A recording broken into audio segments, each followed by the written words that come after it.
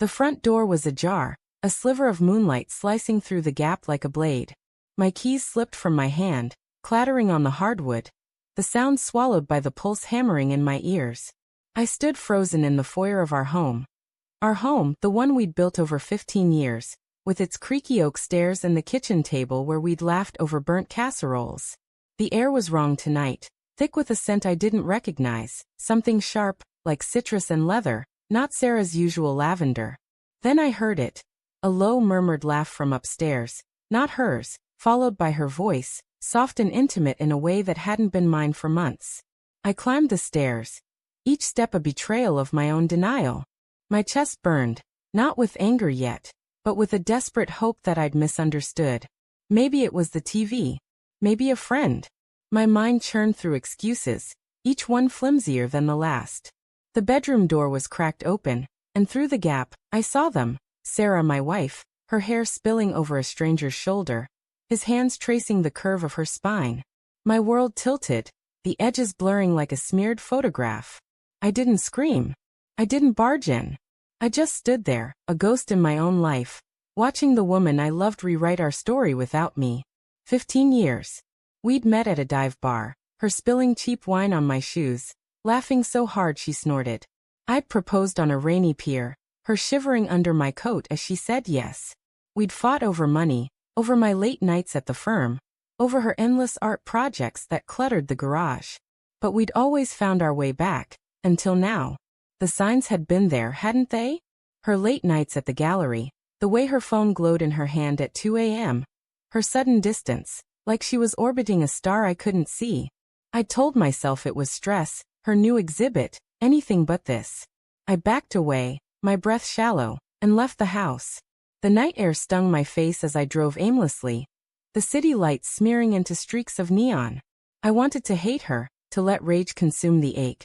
But all I felt was a hollow grief, like I'd been carved out from the inside. I pulled into a motel lot, the neon sign buzzing like my thoughts. Why hadn't she told me? Was I not enough? Had I ever been? The questions clawed at me, each one a fresh wound.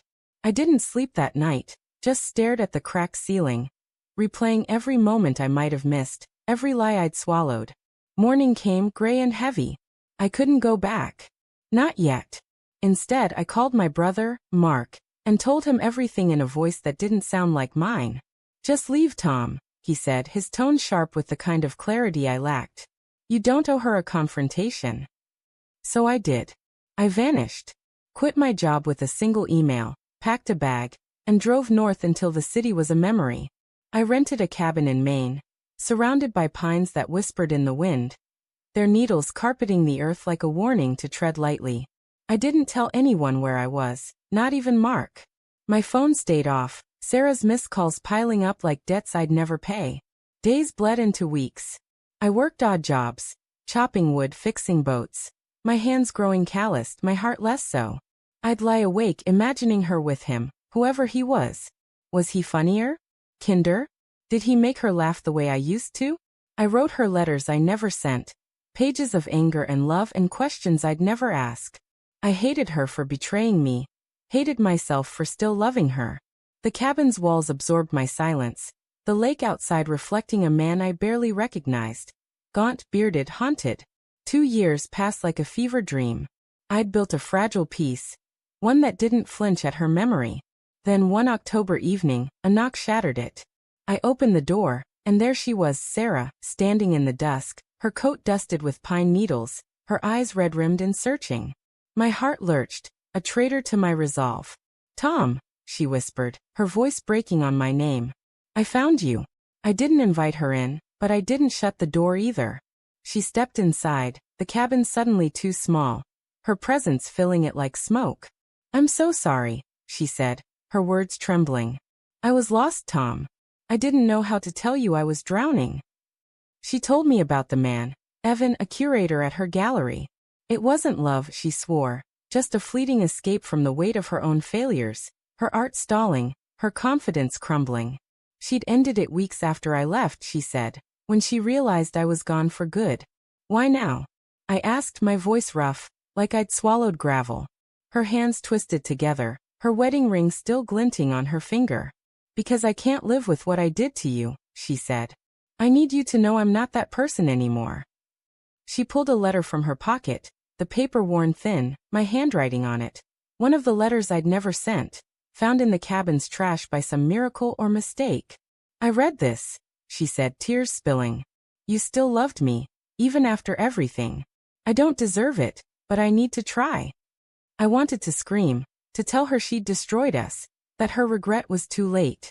But her eyes held something I hadn't seen in years, truth, raw and unguarded. She wasn't the villain I'd made her into, nor was I the saint I'd imagined. We'd both failed, in quieter ways, long before Evan.